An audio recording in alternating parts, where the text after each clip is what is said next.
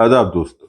क्या आप किसी ऐसे शहर का नाम बता सकते हैं जो अपने इंफ्रास्ट्रक्चर, रेवेन्यू, रकबे और आबादी के हिसाब से मुल्क का सबसे बड़ा शहर हो, मगर मुल्क की सियासत में और रियासत की नज़र में वो बिल्कुल बेवकूफ़ या इर्रेलेवेंट हो चुका हो?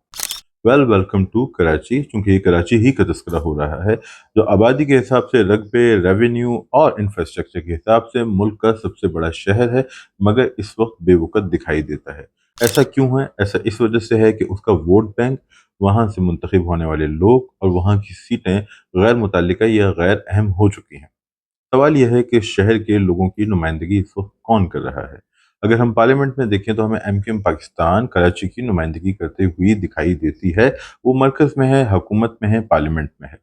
मगर जो अपोजिशन जमातें हैं वो इल्ज़ाम आयद करती हैं कि ये वोट बैंक दरअसल उनका था, जिस पे एमक्यूएम पाकिस्तान ने या तो खुद डाका मारा या किसी और ने डाका मार के वो वोट बैंक एमक्यूएम पाकिस्तान को दे दिया।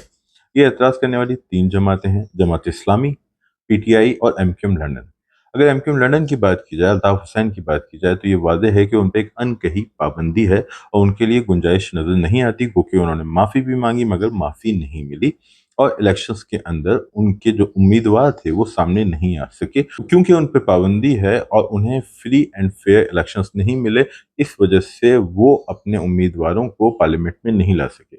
पीटीआई का कहना यह है कि उनका वोटर बाहर निकला था, उसने वोट डाला, मगर उन्हीं का वोट उठा के बाद में एमकेएम पाकिस्तान को दे दिया गया।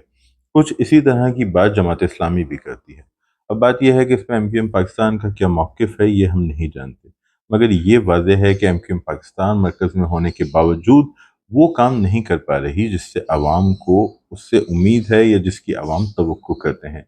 यानी कराची में लोग डंपर तले कुचले जाते हैं, मारे जाते हैं, डकैतियों के दौरान कत्ल होते हैं, यहाँ सड़कें टूटी हुई हैं, यहाँ पानी का बहरान है, यहाँ पे मुलाज़मतें नहीं हैं, यहाँ इंफ्रास्ट्रक्चर तबाह हो रहा है, मगर एमक्यूएम पाकिस्तान किसी भी मामले में अपना किरदार अदा करती हुई दिखाई नहीं देती, जिससे ये तासुर कभी होता है कि शायद असल वोट बैंक उनके पास नहीं है।